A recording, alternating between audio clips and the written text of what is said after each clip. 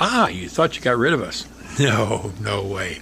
Because I have conned, begged, and threatened this healer into telling us about the traditional birthing ceremony.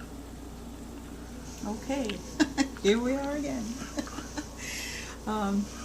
My ceremony came to me, the birthing ceremony came to me during days of fasting and spiritual ceremony. And my birthing ceremony is separate from the traditional birthing ceremony. It has a lot of things that are close to it, but it's my own that I received from my teachings. So when parents come to me, they're expecting and they're about to have their baby, they'll ask me to coach them and to do a birth ceremony. So we do a prenatal class, and then I start talking about the birth ceremony. What they need to do is to make a leather pouch, and both parents will make the leather pouch, and they'll have to have tobacco, cloth, fire, a fire keeper, and food. And what we do is that the time that she goes into labor, we'll come to the fire, we'll build the fire, we'll set up our poles, and the mother and father will make tobacco ties, and they'll go in the 4 directions. And they'll pray in the 4 directions for their grandfathers and grandmothers, the Haduris, the spirits, the warriors, the ancestors, and Creator, and Mother Earth. And they'll pray for the doctors, the nurses, the family members, for them, for their baby, for me, for anybody that's going to be involved in that birthing ceremony. And that alone is going to start creating a spiritual energy.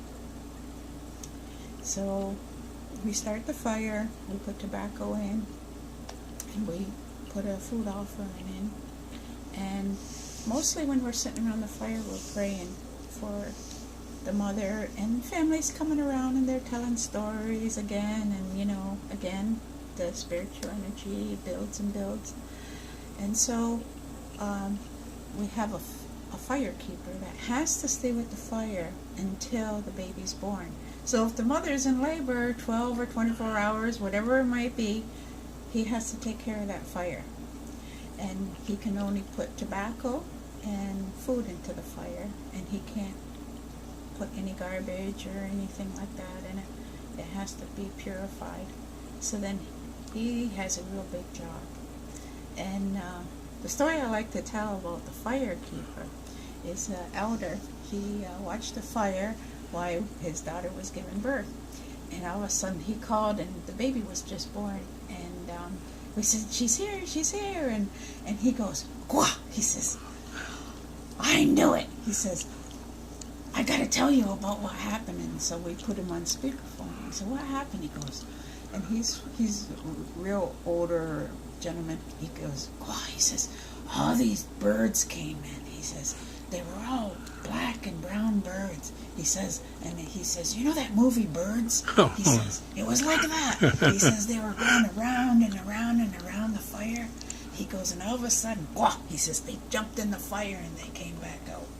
And he goes, "Oh my God!" And he says he was standing. He goes, I didn't know what to do, so I just kept throwing all my tobacco in the fire." He goes, "Oh, the baby must have been born, so that's why I'm calling you." And so things like that is, Spirit will let them know.